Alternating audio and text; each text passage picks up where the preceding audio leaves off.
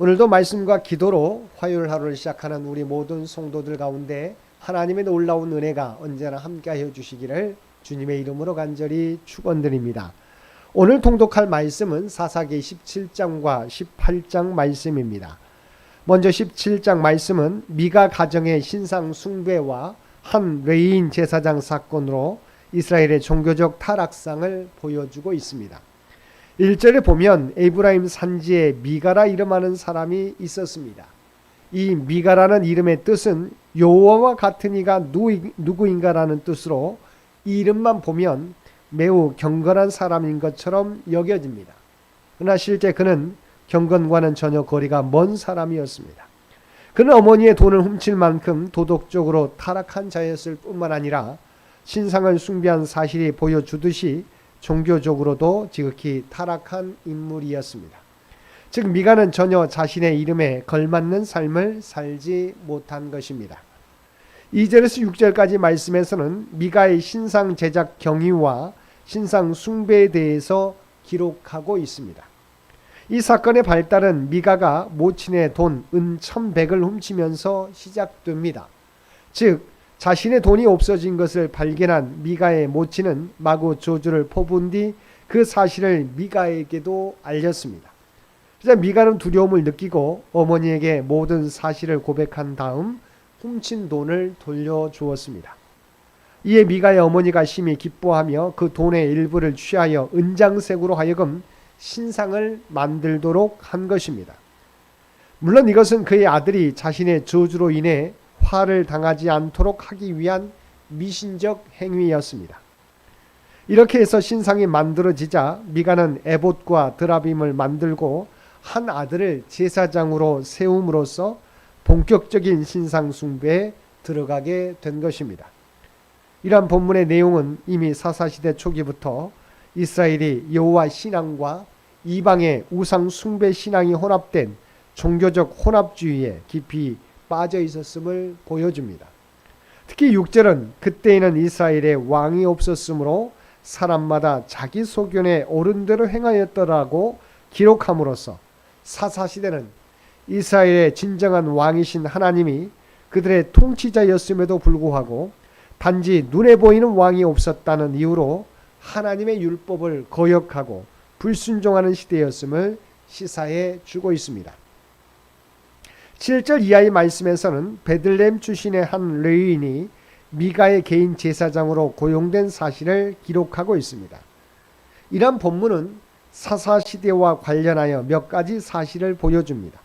그 첫째는 당시 회막이 있던 실로가 이스라엘의 종교적 중심적 역할을 해주지 못하므로 백성들의 신앙이 개인주의화되고 또한 이방 종교의 영향으로 그 신앙이 크게 변질되었다는 것입니다.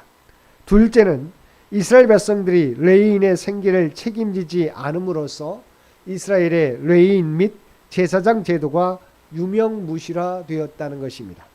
셋째는 일반 백성들이 하나님의 율법에 무지하여 대다수의 사람들이 하나님을 섬기지 않았고 또한 하나님을 섬긴다 해도 바른 신앙을 가지지 못했다는 것입니다. 넷째는 여호수아와 사후 이스라엘은 급속도로 타락의 길을 걷기 시작했다는 것입니다. 7절에서 9절을 보면 한 레위인 소년이 자기가 거하던 성읍인 베들레헴을 떠나 거할 것을 찾기 위해 떠돌아다니는 것을 볼 수 있습니다.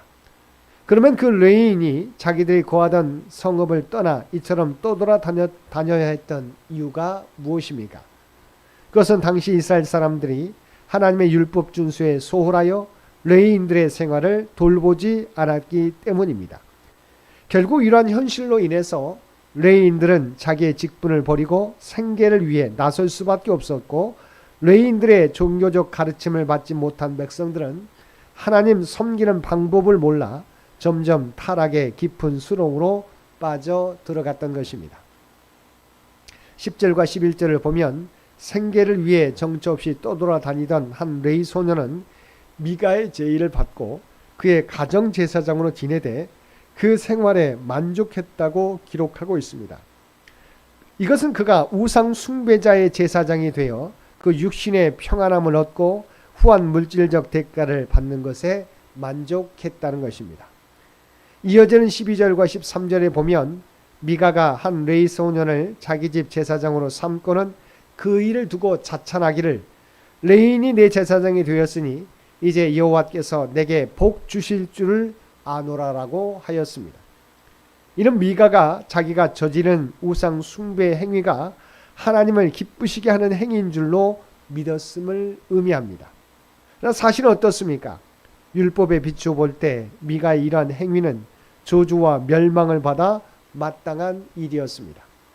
그럼에도 불구하고 미가가 그것을 하나님께 축복받는 일로 여기고 있었다는 것은 사람들이 하나님을 믿는다고 하지만 그릇된 신앙을 갖게 될 경우 영적인 분별력을 잃고 어리석은 일에 빠질 수 있다는 사실을 깨우쳐 주는 것입니다. 18장에서는 미가 가정의 신상 숭배가 이스라엘 12지파의 하나인 단지파에까지 파급되어 가는 과정을 보여주고 있습니다. 이러한 제18장의 역사적 배경은 이렇습니다. 즉 단지파는 실제적으로 중서부 쪽에 원래는 위치하고 있었습니다.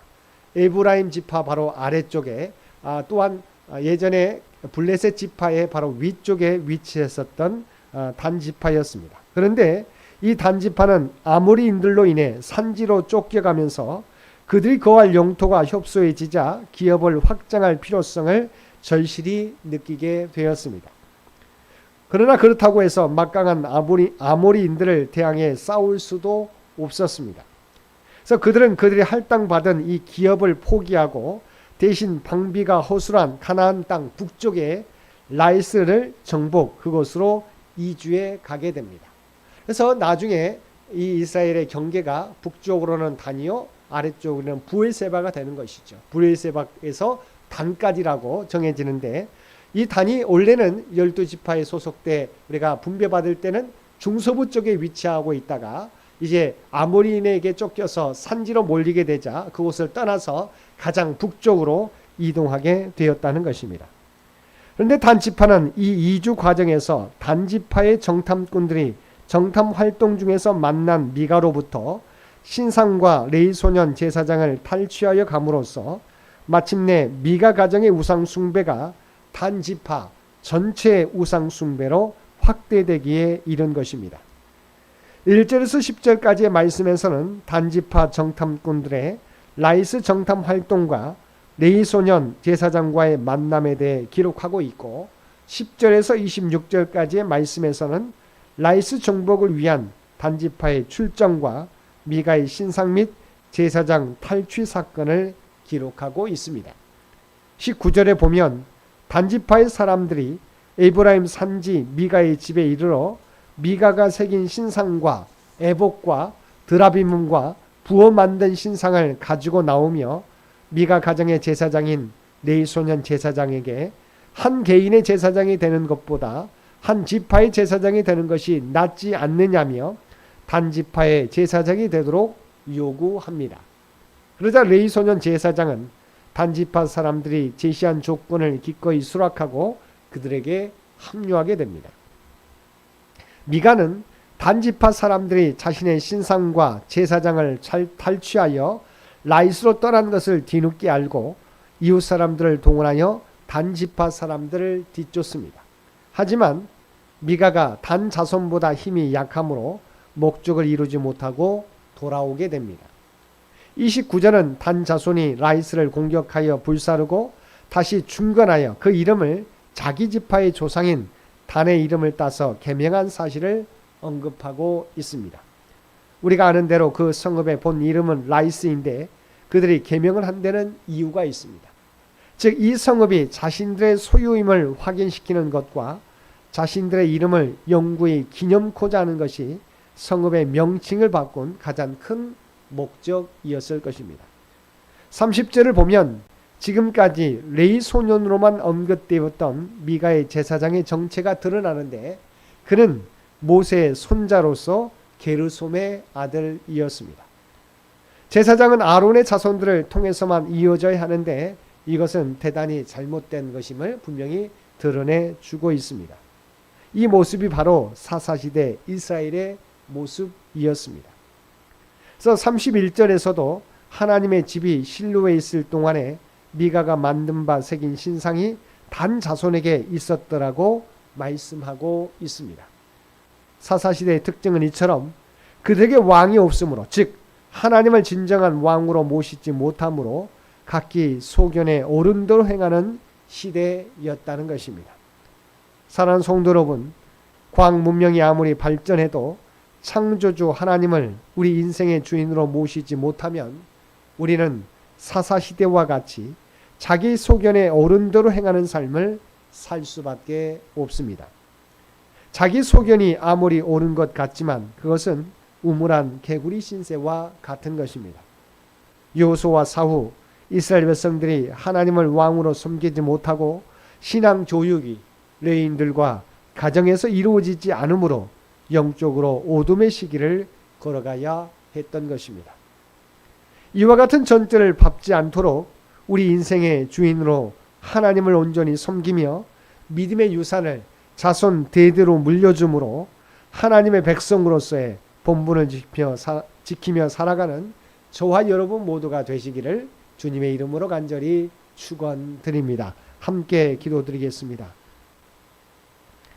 사랑과 은혜가 충만하신 아버지 하나님, 하나님을 왕으로 섬기지 못할 때 우리는 자기 소견에 옳은 대로 행할 수밖에 없는 줄 믿습니다. 오직 주님을 우리 인생의 주인으로 온전히 모시며 살아가게 하여 주옵소서. 그리하여서 나를 위한 삶, 나의 영광을 위한 삶이 아니라 오직 하나님의 영광과 하나님의 뜻을 이루며 살아가는 우리 모두가 되게 하여 주옵소서. 특별히 이 나라 이 민족과 함께 해주셔서 그래서 친히 이 민족을 친히 통치하시고 인도하여 주시기를 원합니다. 또한 100주년을 준비하며 나아가는 창현재단을 기억하여 주시고 주의 백성들의 모든 기도와 간구와 봉사와 헌신을 통해서 하나님이 계획하신 바를 하나하나 이루어가게 하여 주시옵소서. 특별히 올로 장로님을 비롯해서 모든 성도들을 눈동자와 같이 지키시고 보호하여 주시기를 원합니다. 특별히 환우들 기억하여 주시어서 그들에게 하나님의 놀라운 치유와 회복의 역사를 나타내 보여주시기를 원합니다. 물질적으로 경제적으로 어려움 당하는 자에게 그들의 필요를 아시옵나니 필요한 모든 것을 풍성히 채워 주시옵소서. 사랑하는 우리 자손들이 믿음의 장성한 분량까지 자라가게 도와주시고 하나님이 주신 지혜와 능력을 통해서 날마다 형통의 삶을 살아가게 하여 주시옵소서.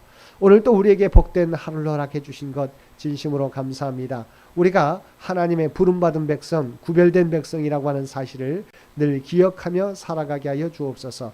이 땅에서 살아가지만 그들과 구별되어서 하나님의 선한 영향력을 이 세상에 나타내며 살아가게 하여 주옵소서. 우리의 삶을 통해서 그리스도가 세상 사람들에게 보여지는 놀라운 역사 허락하여 주옵소서. 이 모든 간구 우리를 구원하여 주신 예수님의 이름으로 간절히 기도드리옵나이다. 아멘.